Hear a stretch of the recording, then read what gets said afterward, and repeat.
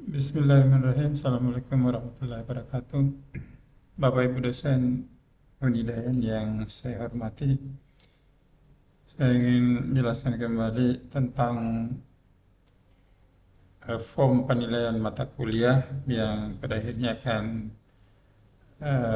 menghasilkan DPNA, daftar penentuan nilai akhir. Ini perlu saya tegaskan bahwa aplikasi ini wajib digunakan untuk memudahkan dosen dalam menyiapkan berita acara tugas, UTS, UAS, maupun DPNA. Serta bagi prodi, ini adalah kemudahan untuk menyiapkan kartu hasil studi atau KHS. Oleh karena itu, izinkan saya kembali menjelaskan tentang penggunaannya, meskipun yang lalu sudah pernah saya buat video terkait dengan ini. Mengapa demikian? Karena saya lihat ada beberapa dosen yang belum mengisi beberapa hal yang harusnya diisi di aplikasi ini, sehingga ketika ini misalnya ini kan masih kosong. Nah, ketika ini di copy ke KHS, ada identitas yang tidak lengkap karena di bagian covernya ini itu tidak diisi, ada yang tidak diisi. Memang ada yang tidak diisi, tetapi yang memang boleh tidak diisi. Jadi ini misalnya boleh kosong, boleh kosong, boleh kosong, tapi yang tidak boleh kosong harus diisi. Oleh karena itu saya coba ulangi kembali. Ini form DPNA untuk program studi pendidikan matematika. Pertama tentu kita pilih nama mata kuliah. Misalnya saya tulis matriks gitu ya. Kemudian kelasnya sebaiknya ditulis meskipun cuma satu kelas. Karena itu kalau satu kelas tulis saja kelas A. Lalu ini semester, angka Romawi dipilih saja. Ini tidak boleh kosong, lalu pilih. Nah, mengapa ini harus dipilih? Karena kalau kita tidak pilih, nanti di sini ada kita mau menuliskan bulan, ya bulan tanda tangan dari tugas, UTS, UAS atau DPNA itu tidak muncul. Ini kan kalau kita lihat ini.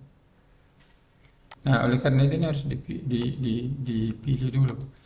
Yang baru saja diselesaikan itu adalah semester ganjil 2024-2025. Jadi kita coba misalnya semester 1. Ya. Lalu ini tugas misalnya direkap pada bulan Januari 2025. Ya, 2025. Tanggal berapa? Misalnya tanggal 7 Januari. Lalu kemudian UTS. Nah, UTS ini kan dilaksanakan di pertengahan semester. Jadi kalau kita lihat dari September 2024 ke Februari 2025 itu adalah di bulan November, pertengahan semester. Misalnya kita tanda tangani di tanggal 10 November 2024 berarti kan 2024. Dari November ke Januari, November 2024 sampai ke Februari 2025. Ini kita kasih tanggal 11 November itu hari pahlawan. Lalu UAS itu tentu di akhir di akhir semester, katakanlah dilaksanakan di Januari 2025. Lalu misalnya di akhir Januari, katakanlah di tanggal 30 Januari. Nah, DPNA tentu kan diselesaikan setelah UAS karena merupakan rekap dari seluruh kegiatan penilaian. Misalnya ini tanggal 12 Februari 2025 juga. Ya.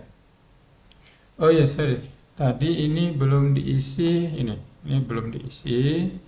Ini tapi ini boleh kosong. Mengapa boleh kosong? Karena kalau misalnya cuma satu dosennya, maka cukup ditulis di dosen pembina saja. Tapi kalau ada dua dosen, maka satu berperan sebagai penanggung jawab. Tapi dalam contoh ini misalnya dosennya cuma satu saja. Terang dosennya adalah Rahmati ya.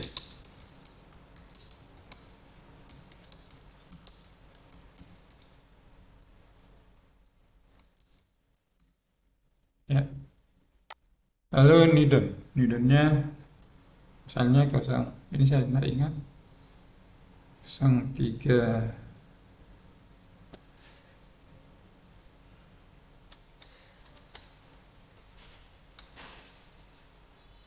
Ya, misalnya ini juga,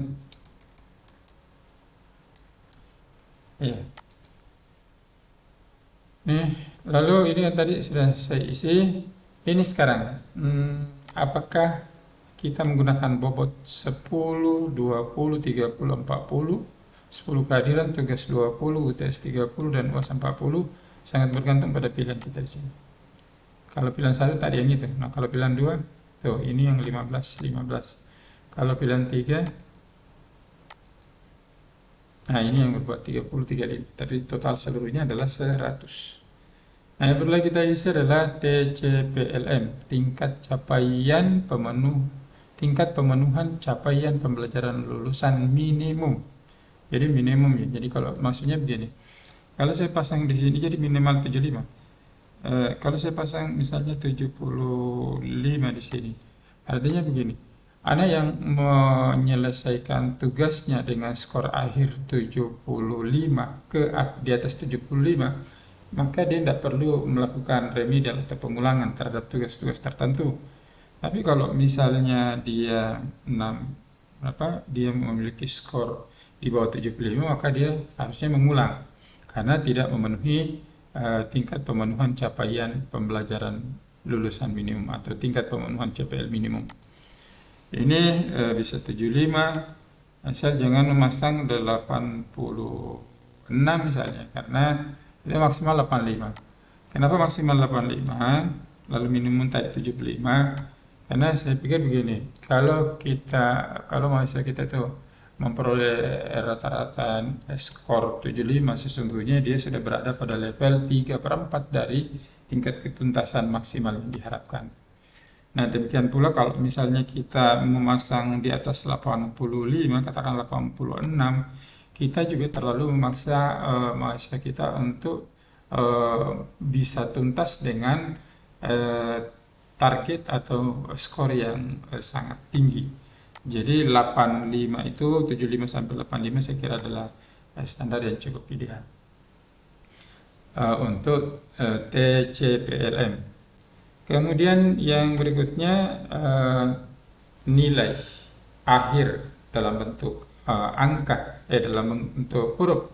Apakah dia akan memperoleh nilai A atau B plus, A minus, B plus, dan seterusnya ke bawah. Itu tentu ada nilai yang ditetapkan oleh dosen mengacu pada buku panduan akademik. Nah, apa yang sebetulnya yang kita lakukan di Depena ini adalah mengacu pada peraturan akademik penilaian, bahwa penilaian itu terdiri dari penilaian terkait dengan absensi atau kehadiran, kemudian penilaian terkait dengan tugas, penilaian terkait dengan UTS, kemudian penilaian terkait dengan UAS. Itulah akumulasi yang membentuk DPNA.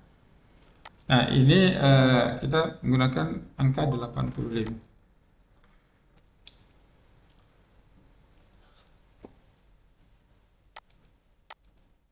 Ini 85. Oke. Nah, kalau ini semua sudah terisi, maka berikutnya adalah kita menentukan peserta mata kuliah sesuai dengan mata kuliah kita. Saya contohkan saja, misalnya angkatan dari 2004 untuk matematika 221001, gitu ya. Ya. Ini tidak terdaftar. Berarti mahasiswa angkatan 24 itu belum ada namanya dalam. Jadi kalau misalnya saya ganti jadi 23, katakanlah 23, ya, 23 221, oke, ada ya. Lalu 23 221 002. Nah, ini sebenarnya kalau ada bisa ditarik saja nih kalau sampai beberapa, sudah ada 2 yang ditulis. Ya, 5 orang sajalah misalnya. Kita coba 5 orang. Maka ketika ini sudah ada, di absensi itu sudah ada di mana.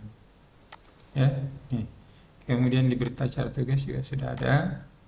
kemudian di UTS juga sudah ada, kemudian di UAS juga ada, tentu di DPNA juga sudah ada. Tapi kalau kita lihat tadi kelimanya ini masih kosong semua, terutama yang ini belum ada nilai sama sekali. Karena itu kita mulai dari absensi. Nah, absensi ini adalah jumlah pertemuan saja yang kita input, maksimal 16 dan minimal 0. Ya, 0 itu maksudnya tidak pernah datang, 16 datang seluruh pertemuan selama satu semester. Katakanlah ini 16, ini 14, ini 10, ini 5 kali saja, lalu yang ini misalnya 8 kali saja. Nah, kalau ini sudah diisi, maka di DPNA itu sudah ada nilai. Sudah ada ini bilang angka ya. Kenapa ini 15? Karena skornya 100 dan 15%. Karena tadi kita memilih pilihan berapa tadi? Pilihan ketiga. Nah, kalau misalnya saya ganti pilihan 1. Saya ganti pilihan 1, maka di DPNA itu ini tertulis 10, 20, 30, 40. Oke, berikutnya kita isi skor tugas. Tugas ini harusnya 14 kali. Mengapa 14 kali? Karena pertemuan kita seluruhnya adalah 16 kali.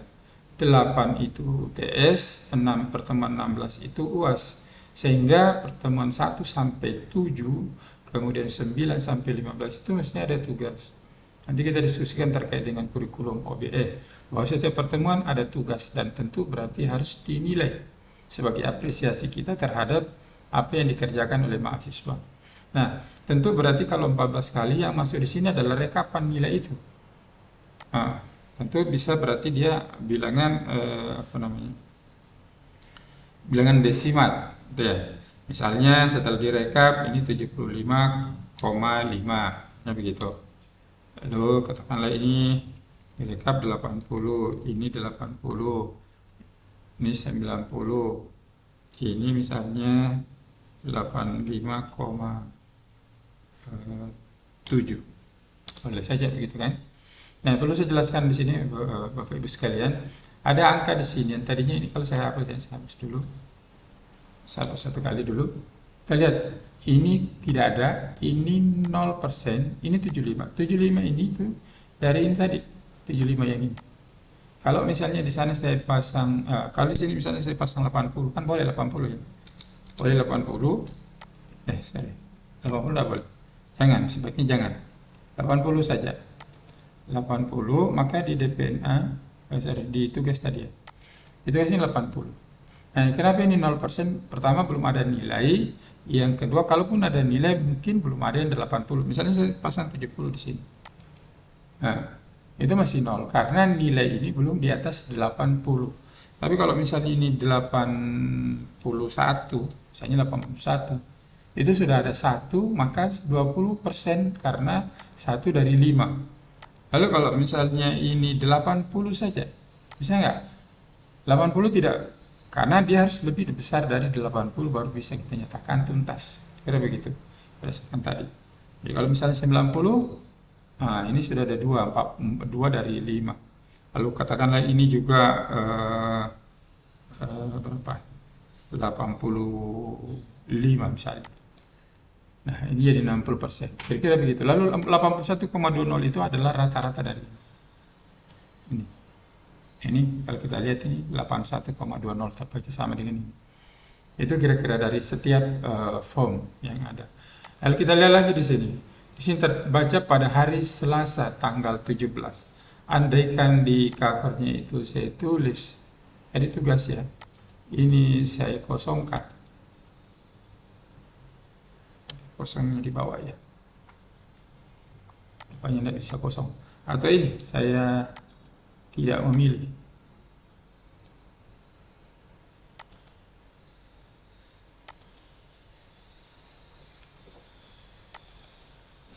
Atau saya ganti aja angka yang tanggal yang lain. Misalnya tanggal 8. Kita lihat 8 Januari di berita acara tugas. Nih, pada hari Rabu tanggal 8 bulan Januari. Terbacanya seperti itu.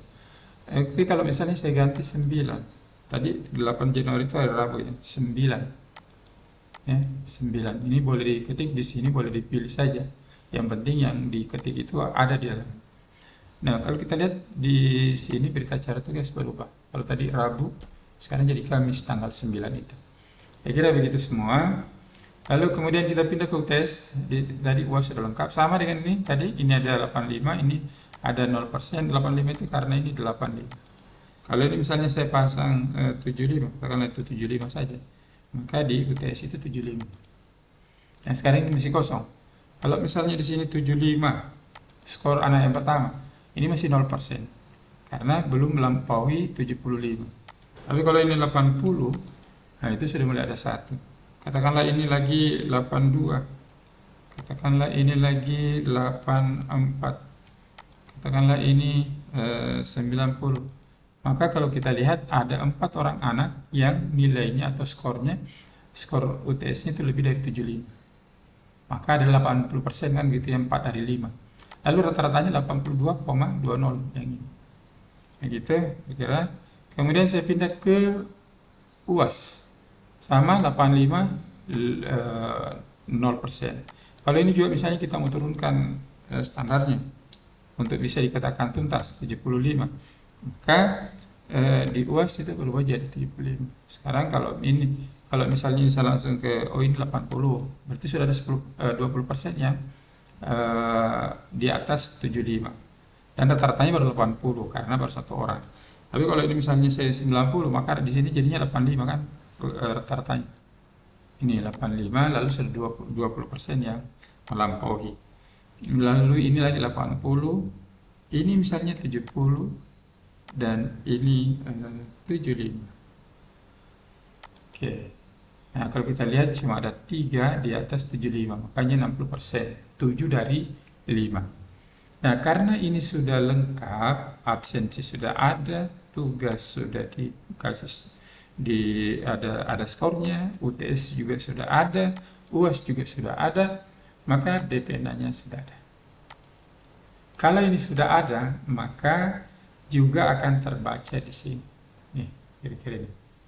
Nah, ini yang saya maksud sebelumnya dalam rapat saya sampaikan bahwa kalau semua dosen itu mengisi DPNA-nya, maka akan memudahkan, bagi prodi untuk menyiapkan KHS. Nah, saya sudah siapkan KHS, aplikasi KHS di sini. Misalnya saya coba ganti NPM-nya di sini. 23. Ya. Oke, karena tadi kan angkatan 2023. Kita coba lihat KHS-nya. KHS-nya ya ini statistik dasar, program linear, matematika diskrit, kewirausahaan, kalkulus, banyak struktur aljabar. Nah, sekarang kalau misalnya katakanlah nilai dari mahasiswa itu termasuk tadi dari DPNA matriks, ya kan? Ya, ini. Kalau ini saya copy ke aplikasi DPNA. Ya, di copy begini saja, kan? Lalu staf tata usaha di prodi itu memindahkan ke sini. Di mana dia pindahkan? Cukup dia masukkan di sini. Ya, misalnya ini saya tarik ke bawah dulu, di input di sini saja. Asal jangan jangan mengganti nilai yang sudah ada. Ini saya coba, sudah banyak data yang masuk ini kan, data nilai. Ya, misalnya saya input di sini saja ya. Ya. Nilai matriks, ya. Nilai matriks. Maka kalau kita lihat KHS-nya yang bersangkutan, itu sudah masuk nilai matriks. Yang tadi tidak ada. Tadi mata kuliahnya cuma 6. Jadi dengan DPNA ini itu bisa memudahkan teman-teman di prodi untuk menyiapkan KHS. Misalnya lagi, katakanlah saya ada dosen lain yang membuat DPNA begitu ya. Karena saya ganti saja nama mata kuliahnya, tapi nilainya tetap sama. Misalnya saya ambil profesi kependidikan. Katakanlah nilai itu juga yang sama ya, sama. Jadi berarti kan profesi kependidikan sudah ada. Kalau ini saya copy lagi ke aplikasi KHS. Kita lihat aplikasi KHS. Ya, di sini tadi saya copy lagi di sini. Ya, kita akan lihat KHS isi 3221.001 inilah poli ini akan ada lagi tambahan mata kuliah profesi kependidikan. ini proyek pendidikan. Nah, begitu kira-kira seterusnya. Saya tambah lagi coba satu, misalnya mata kuliah apa nih tidak ada di sini. Misalnya saya tambah lagi satu, saya ubah saja. Misalnya ada lagi DP. Nah, belajar dan pembelajaran. Berarti ini lagi saya copy, ini saya copy, lalu saya pindahkan ke ini, ke nilai dari KHS. Oke, kalian maka KHS-nya si Irvin Lapoli tadi itu sudah ada belajar dan pelajaran. Jadi akan bertambah terus sebanyak mata kuliah yang diprogramkan oleh mahasiswa itu pada semester berjalan. Nah, itulah Bapak Ibu sekalian, mengapa ini dalam surat edaran rektor itu diwajibkan bagi semua dosen karena bisa mempermudah pekerjaan dosen itu sendiri maupun program studi. Misalnya kalau untuk kepentingan BKD kita mungkin butuh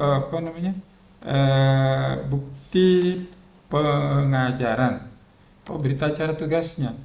Ini kan bisa diselip tanda tangan di sini. Bisa kita tempel tanda tangan tadi ini namanya Ibu Rahmati yang kita pasang. Tinggal simpan tanda tangannya di sana. Lalu ini kalau ini agak kepanjangan kan bisa dipilih di sini. Dipilih di sini, yang blank kita hilangkan.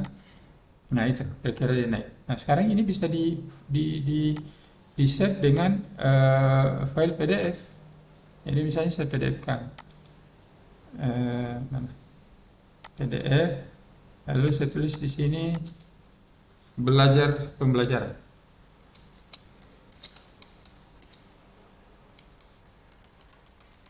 Ya, supaya tidak ditimpa yang tadi. Nah, ini dia, sudah jadi file PDF. Kalau ada tanda tangan tadi disimpan di Excel sana, maka ini sudah pasti akan tertera tanda tangan di file PDF. Itu saya kira Bapak Ibu sekalian, mohon kerjasama kita semuanya untuk mempercepat pekerjaan-pekerjaan yang ada di program studi. Karena program studi itu milik kita semua, milik dosen di program studi itu, bukan milik Kaprodi, bukan milik Sekprodi, milik semua dosen di program studi itu. Saya kira itu saja dulu, beberapa hal yang mungkin tidak dipahami dalam pengisian ini bisa hubungi saya atau Ibu Dian Lestari.